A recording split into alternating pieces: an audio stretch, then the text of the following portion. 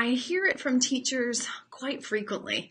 They tell me that they're concerned about their advanced readers, those higher kids that they're afraid they're maybe not reaching enough. They're spending all their time focused on the weaker readers or the struggling readers, and then they feel guilty really about the higher level readers.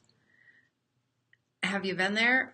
I certainly have. There are so many things that we have to teach, right?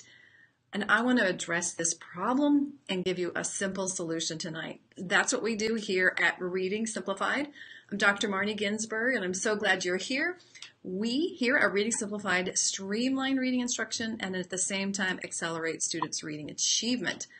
So we're going to be talking about what to do with the advanced readers, and particularly the one thing that they need more than anything else to continue to advance and to get to their potential. This is a famous study by Anderson, Wilson, and Fielding, and they looked at upper elementary students and how much they read outside of school. And look at the kids at the 98th percentile. They were reading nearly 5 million words a year, extrapolated based on that they track those kids reading.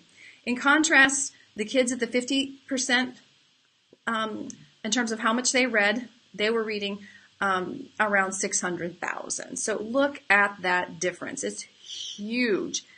Who do you think can do really well on any reading comprehension test you give them? Is it the people at the 50th percentile for amount of reading, or 60th, or even 70th? Who are the people that can do well? These folks, right? They read a ton, and guess what? Reading comprehension isn't hard for them. And so why is that?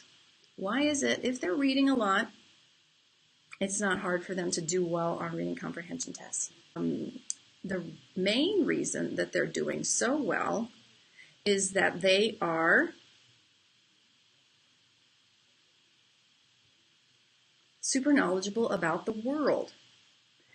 They know all that stuff that's in the books so that when they read it, it's not too hard for them. Teaching content is teaching reading. In other words, when you are teaching about history or science or art, you're giving kids the vocabulary and the background knowledge that they need to be able to comprehend the things that they read in those various subject areas, or even things that are kind of closely associated with those subject areas. When I read historical fiction, I learn about history indirectly. And so when I read the history, I know those terms, those places, those times, because I read it through historical fiction initially. So once your kids are not so fixated on reading the words, they're kind of fluent, or maybe quite fluent, then get them to read. Get them to read a lot. Because then they will have the background knowledge. They will have this vocabulary so they can put the pieces together. This is why our number one job for our advanced readers is just to get them to read. I'm not saying that's the only job that we have, but that is a huge thing for us to accomplish. How many of you remember this book? It was a famous book maybe 10 or 15 years ago called Food Rules by Michael Pollan. And he was trying to take all the craziness and the ambiguity of dieting and healthy eating and condense it. And he made this list of rules, and then he boiled it all down even further to these 3 statements. Eat food, not too much, mostly plants. Well, I was trying to do something similar with reading for those advanced kiddos, because that's part of our mission here at Reading Simplified, is to simplify things. And there are so many things you could do for advanced readers to develop their background knowledge and to develop their comprehension strategies and to develop their engagement. There's so many things. But how can you boil it down? So I'm going to give you my little condensation of what you need to do after you get kids to be able to read the words. Then this is the next step, and with a hat tip, of course, to Michael Pollan and his rules. So these are my rules or guidelines, if you will, for advanced readers. 3 things, okay? Actually, there's kind of 4 embedded here. Read widely. That means reading a ton of one type of book and then also lots of genres.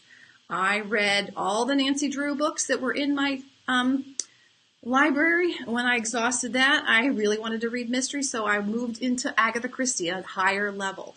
My teacher didn't stop me from reading Nancy Drew, even though I probably read 20 of them, or maybe 25, I don't know. But when I had done with that, I was ready for another level at Agatha Christie, which is kind of like probably an early high school, maybe late middle school level, and I was still in elementary or maybe middle school, so it was above my level. I was reading widely, even in just one genre.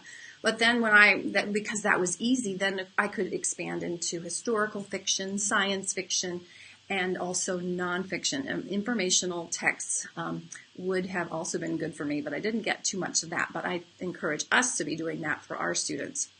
So that's number one.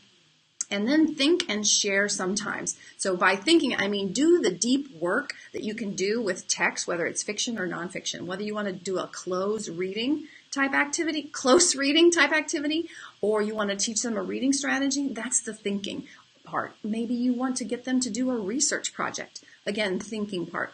But also get them to share about their thinking, because we know that when readers engage socially, they're more motivated, intrinsically motivated, and happy about it, more likely to engage more deeply.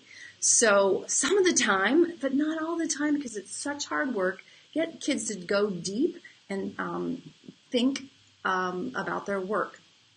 And then get them to, especially in the early years, get them to give them the privilege of reading mostly for fun. Remember this graph. The kids that are doing all that reading, they're not all the time reading stuff that's too hard for them or stuff that they don't care about. Mostly they're reading the things they love, like me reading all the Nancy Drews. I learned a lot of words and background knowledge through reading Nancy Drew, and then I learned about British culture in early 20th century by reading Agatha Christie. So the things that you do to get those kids to develop the love of reading is priceless, really. That's what avid readers do. They read so easily in so many different genres that learning something new is very interesting and second nature to them. How can you get your kids to read widely? It really boils down to giving them the foundation so that fluency is not an issue. Right? That's the main purpose of Reading Simplified, to give kids the quick access to the code here at that basic literacy level, get them fluent and where reading is easy, so that when then you're ready to move into the advanced literacy part, they don't lack any skills. They're well prepared to go into that level. And then let them have choice. When you give students choice and expose them to more and more things that seem interesting across the genres, then they will be more likely to read. So I want to leave you with this to think about when you're making decisions about which strategies to teach, what activities to do. Are you giving children who are advanced readers already and they have the code down, are you giving them enough time to read widely? Are they sometimes doing some hard work, deep thinking, and are they sometimes sharing that with their peers? And are they giving a lot of time really just to read for fun or for pleasure, so that they develop that intrinsic love of reading that will carry them their whole life, and they will always be learning, and they will have no trouble with any comprehension test because they have the background knowledge to do well.